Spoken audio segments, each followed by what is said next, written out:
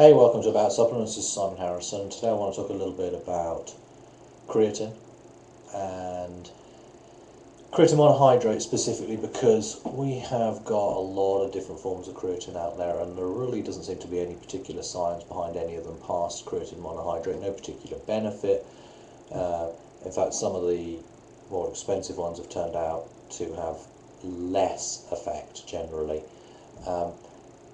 And choosing a creatine supplement doesn't need to be the most complicated thing on the planet. This should not take you, days and days of research. If you stick to the basic rules, you'll be golden. And the basic rules are these. Get something that's branded with the Creapure logo, because if it's got Creapure logo, you're really saving yourself from a lot of issues with contaminants and so on and so forth. Stick to the major brands, your ASTs and your LEF and your Labrada, EAS, Optimum.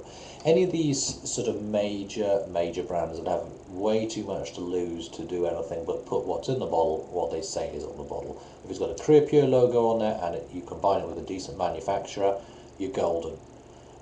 Another benefit you might like to take is to go for a micronized. Micronized does make it a little bit easier to get dissolved, and dissolving creatine is important. A lot of people just take 5 grams of creatine and throw it into the protein shake, and you aren't getting out of that as much as you could do.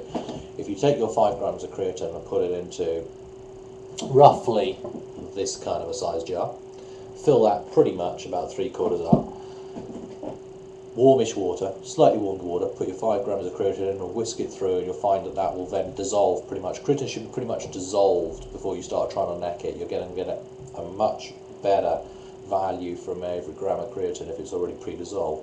And so what a lot of people will do is take your old mug, fill it up with water, warm water, mix the creatine in, put your protein powder in, and you've got your protein powder, throw a few ice cubes in there so it'll take the warmth out of the water.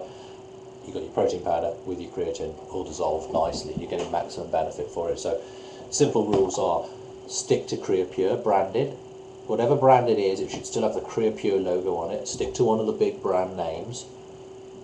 Dissolve the stuff first, and you're going to get as much value out of that and stick to creatine monohydrate as you will from any of these vastly more expensive versions of creatine. Avoid spending a fortune on creatine that's delivered with a sugar base, because you're basically buying a huge tub of this stuff, of which the expensive part, the expensive element, the creatine, is costing literally nothing.